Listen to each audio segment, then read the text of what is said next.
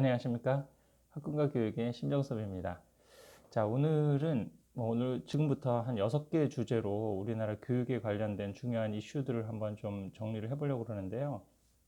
제가 최근에 좀 이 분야 전문가 분께 구체적인 6가지 좀 질문을 받았습니다. 그래서 제가 그거를 좀 답하는 형식을 빌어서 제가 평소에 생각하고 있던 것도 제 책에서 말하고 있는 내용들을 좀 한번 정리를 해보고 또 영상으로 한번 남겨보도록 하겠습니다.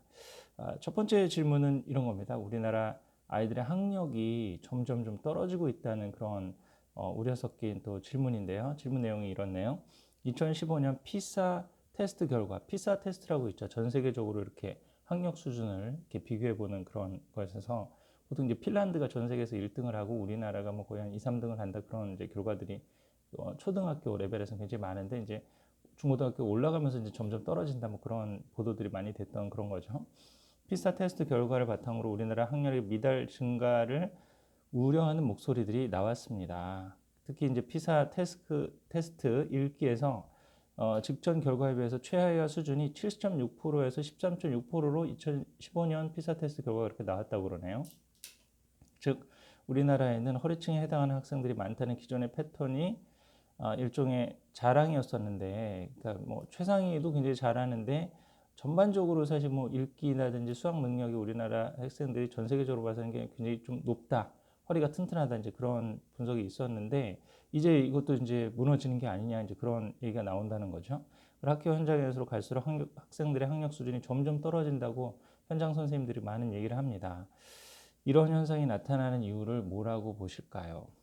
자, 사실은 이거는 유태인 교육에서 굉장히 좀 많이 얘기를 했던 부분입니다. 이게 우리나라에서만 나타나는 게 아니고요. 좀 전 세계적인 현대 산업사회 교육에서 공통적으로 나타나는 겁니다. 우리가 가만히 생각해 보면 옛날에 비해서 아이들이 지금 배우고 있는 교재라든지 수업 방법이라든지 그런 게 굉장히 좋아졌습니다. 교육학적인 방법론과 수업 교재와 방법론은 굉장히 좋아졌는데 아이들은 실력이 왜 점점 더 떨어질까요? 영어만 해도 영어 유치원서부터 해서 재밌게 굉장히 많이 배우고 그러는데 제가 뭐 자주 얘기하는 게 수능 1등급 비율이 그러면 20년 전에 10년 전에 비해서 훨씬 더 늘었느냐. 수학도 요즘에 재미있게 뭐 스토리 수학 그다음에 퍼즐을 이용해서 뭐 그렇게 하잖아요. 그래서 사실은 저는 유초등 사교육비를 많이 쓸 수 없다는 제가 자주 얘기하는 논거 중에 하나가 처음에 재밌게 하는 엔트리 레벨에서는 뭐 많은 걸 해주고 좀 이렇게 뭔가 있어 보이게 하고 또 이렇게 재밌게 접근하고 그게 가능합니다. 근데 결국은 아이들을 그 뭔가 스토리 교육과 미래 교육이 아니라 입시로 승부를 봐야 된다면 결국 뭘 해야 되는 거죠?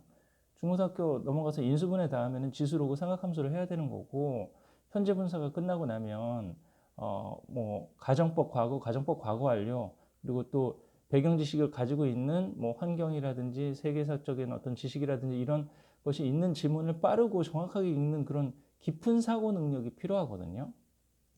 그래서 지금의 뭐 개발되고 있는 많은 그런 어떤 학습 방법론이라든지 뭐 컴퓨터를 이용해서 VR을 이용해서 하는 그런 방법론들은 근본적으로 아이의 깊이 생각하고 어떻게 보면 스스로 생각하는 그런 사고력을 늘려줄 수 없는 그런 수준의 사실은 좀 낮은 단계의 그 처음에 엔트리 레벨의 교육적인 방법론만 발전한 거로 보는 거예요.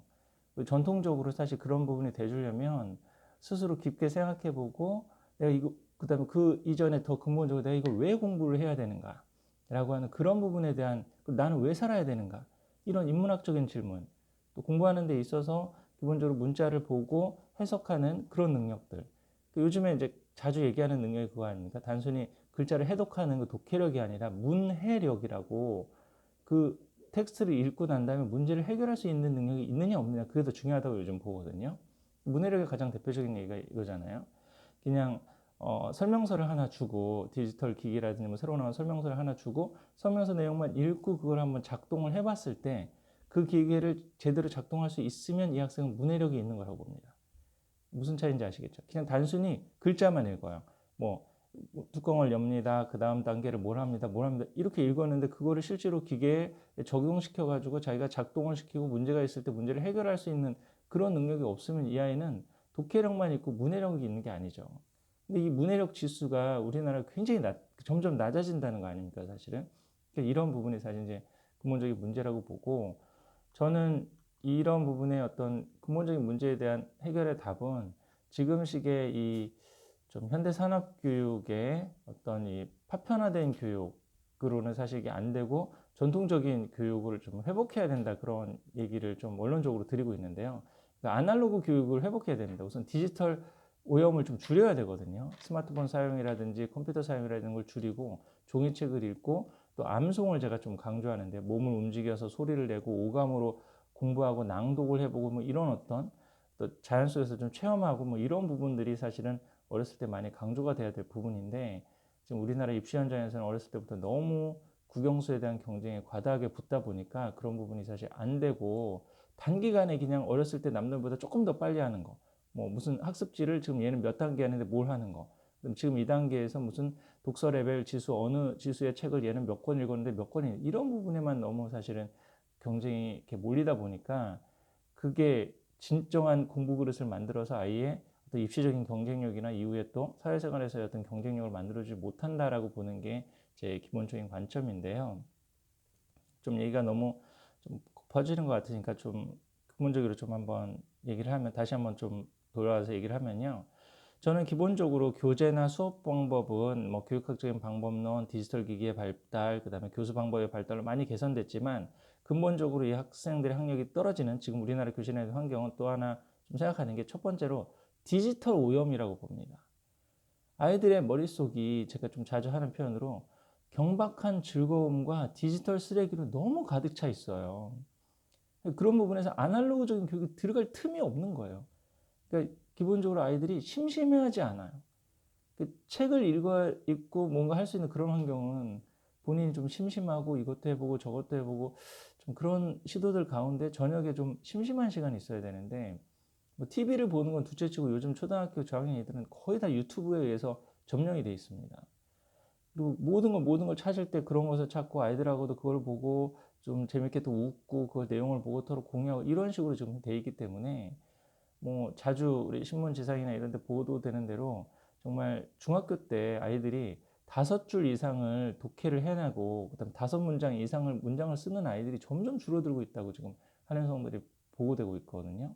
그래서 이런 부분들이 굉장히 큰 문제고, 우선 디지털 오염부터 줄여야 되는데, 제가 식당이나 아니면 우리 자연출산이나 자연육아한 가정들한테도 좀 자주 좀 어렸을 때부터 강조를 했던 건데, 스마트폰으로 요즘 육아를 하기 때문에 모유수유할 때부터 사실, 그리고 아이들 식당이나 어른 데 가서 아이들 너무 뭐 떠들지 못하고 장난치지 못하게 할 때 다 이걸로 지금 스마트폰을 보여주고 영상으로 그런 디지털 자극을 계속 주고 이런 것을 지금 하고 있지 않습니까? 그 유초등에 너무 디지털 기기가 많이 들어와 있어요. 지금 대부분의 학습 기기 같은 것도. 그럼 그런 걸 걷어내고 어떻게 하냐? 저는 이제 자연으로 돌아가야 된다고 보는 거죠. 자연 속에서 좀 오감적인 다양한 체험을 하고, 또 아이들 같은 어렸을 때 마음껏 좀 뛰어놀고, 이렇게 한 다음에 어떻게 보면, 그런 다음에 이게 아날로그적인 하드웨어가 만들어진 다음에 디지털이라고 하는 소프트웨어가 들어갈 때 잘 돌아갈 수 있는 거거든요. 그 대표적인 예로 제가 유대인 교육을 많이 얘기하죠. 정통파 유대인 가정들 같은 경우는 사실 12살 이전까지 뭐 디지털 기기를 그렇게 많이 보여주지 않고, 대부분의 것들이 손으로 직접 쓰고 손으로 가르치면서 읽고 또 암송하면서 공부하고 이런 식으로 아날로그적인 기반으로 공부를 굉장히 많이 시킵니다. 그리고 난 다음에 본인 중고등학교 가서 컴퓨터에 관심 있고 뭐하고 그러면 그때부터 공부를 해도 디지털 기기를 배우고, 그렇게도 급속도로 그 공부 그릇이 갖춰주고 내가 이걸 왜 공부해야 되는지에 대한 동기부여가 된 아이들은 빨리 따라갈 수 있거든요. 지금 4차 산업혁명 시대고 미래를 대비하는 시대라고 해서 코딩 교육이 열풍인데, 코딩도 어렸을 때부터 코딩 그 자체 기술을 가르치는 게 중요한 게 아니라고 보는 거거든요. 아이가 내가 왜 공부를 하고 어떻게 살아야 되는지에 대한 그런 근본적인 어떤 인성교육이나 지혜교육을 아날로그적으로 시킨 다음에, 그 다음에 코딩이라고 하는 기술이나 재능 교육이 들어가야 그때 어느 단계 이상의 코딩을 할 수 있겠죠. 기초 단계 코딩이야 뭐 쉽게 하고, 뭐 아이들 요즘 뭐 보여주기식 시험에서 많이 하는 것처럼 뭐 그 방과후나 그런 데서 뭐 움직이게 하고 여기를 찾아가고 그렇게 하는 거는 뭐 간단히 이렇게 뭔가 조작을 해보고 그렇게 할 수 있겠죠. 그렇지만 더 높은 수준의 본인이 뭐 프로그램을 짜고 뭐 이런 식의 좀 의미가 있는, 사회에 나와서도 활동할 수 있는 의미가 있는 수준으로 자기 공부 역량을 확대시키기 위해서는 굉장히 모든 공부든지 어려운 그 갭을 벗어나야 되잖아요. 이 단계를 이렇게 올라가는 게 아니거든요. 학습의 진행 단계가 항상 이렇게 계단식으로 올라가야 되는데 이 계단에서 한 정체를 뚫고 다음 단계를 돌파할 수 있는, 영어로 breakthrough라고 그러죠. 돌파할 수 있는 이거를 하기 위해서는 근성과 내가 이걸 왜 해야 되는지에 대한 내적 동기부여가 있어야 되거든요. 이런 부분이 빠진 채 그냥 디지털 기능 교육 쪽으로 너무 미래 교육이 가는 것도 사실 문제고, 또 그런 부분에 디지털 오염이 전반적으로 너무 심한 게 가장 근본적인 문제라고 봐요. 그리고 또 두 번째로는 아이들이 그 좀 전에 얘기했듯이 인성교육이나 가정교육이 집에서 안 돼 있어요. 안 돼 있고 내가 왜 공부하고 왜 해야 되는지에 대한 동기부여가 없는 상태에서 주변에 TV나 게임이나 이런 유튜브나 이런 데로 인한 디지털 오염이 굉장히 심하니까 아이들이 뭔가 이게 공부가 되겠습니까? 또 다른 표현으로 제가 자주 얘기하는 게 인풋은 많은데 인테이크가 안 된다고. 왜 인테이크가 안 될까요? 머릿속에 디지털 쓰레기와 경박한 즐거움이 그렇게 가득한데 아무리 많이 좋은 걸 넣어준들 이게 인테이크가 되겠습니까? 이런 부분에 오염을 걷어내지 않고서는 지금의 우리나라 교실 현장에서 아이들의 학력이 점점 떨어지고, 아이들 학력이 떨어지는 게 아니라 사실 공교육의 그 몇몇 명문학권을 빼고 대부분의 어떤 지금 중하위권의 그런 어떤 학습 분위기가 있는데 가보면 아이들이 거의 엎어져 있습니다, 사실은. 중학교 교실에서도 몇 번 자유학기제 들어가 보면서 제 느낌이 그거였거든요. 남학생들은 멍 때리고 여학생들은 화장하고 있고, 뭔가 재밌는 영상 같은 거 도입으로 보여주고 좀 뭔가 이제 아날로그적으로 좀 진지한 내용을 강의하려고 하면 다 엎어지고, 엎어져서 이렇게 뭐라 그러지? 선생님 언제 끝나요? 왜 해요? 거의 뭐 이런 분위기거든요. 왜 이 근본적으로 왜 그럴까요? 10년 동안 디지털 오염 가운데 빠져있던 애들을 데리고 뭔가 진지한 교육을 하고 미래를 대비하는 교육을 하고 지혜 교육을 하고 이런 게 가능할까요? 참 너무 좀 심각한 상황입니다.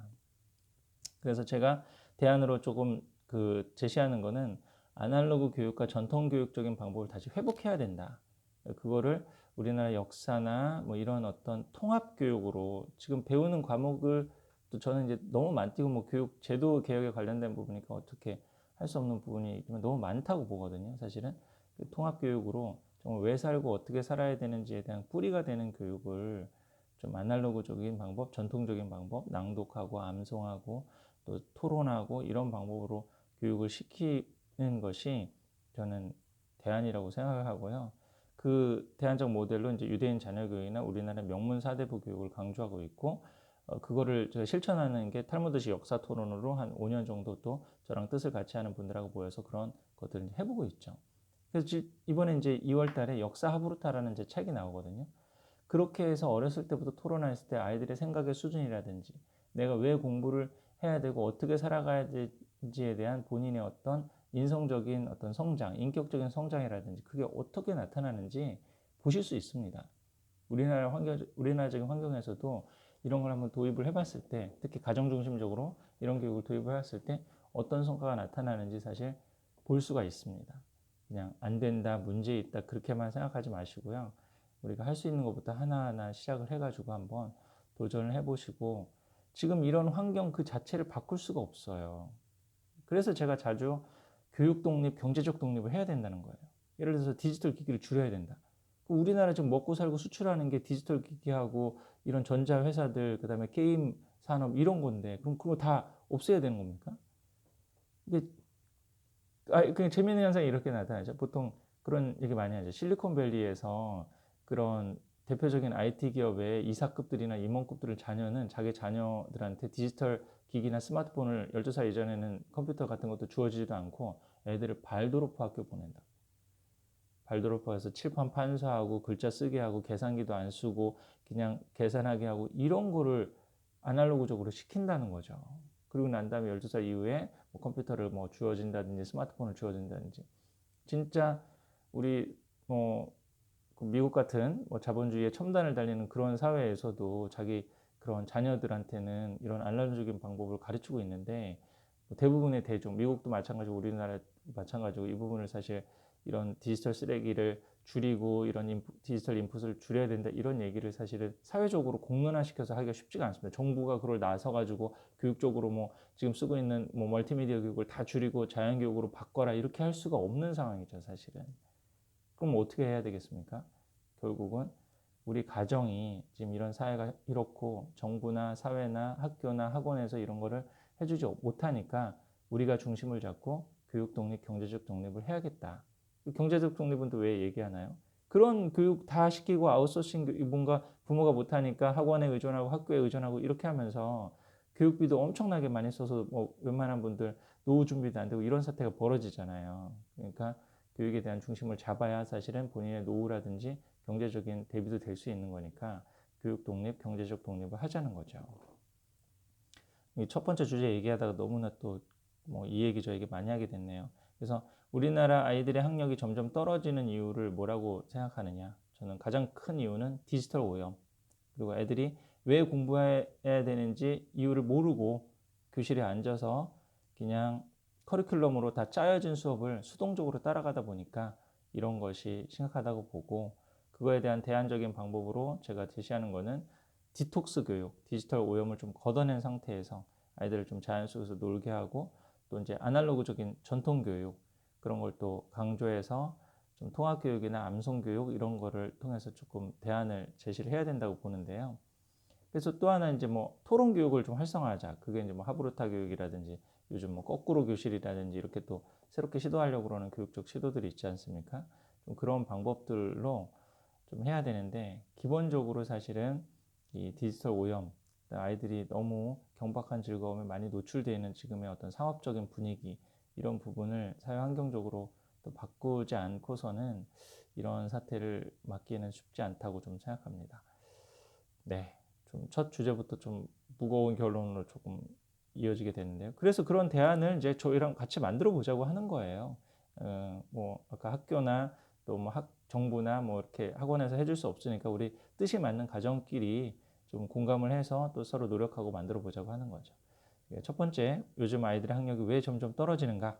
그에 대한 원인을 저는 디지털 교육이나 지혜 교육, 왜 살고 왜 공부해야 되는지에 대한 부분이 안 된 상태에서 좀 아이들을 교실에 어떻게 보면 한정된 교실이라는 공간에 가둬놓고 교육을 하기 때문에 이런 현상들이 좀 일어난다고 보고 그에 대한 대안으로 이 아날로그적인 전통적인 교육의 방법의 회복과 토론 교육의 회복 좀 이런 것을 대안으로 제시하고 있다. 이렇게 좀 정리를 하도록 하겠습니다. 네, 감사합니다.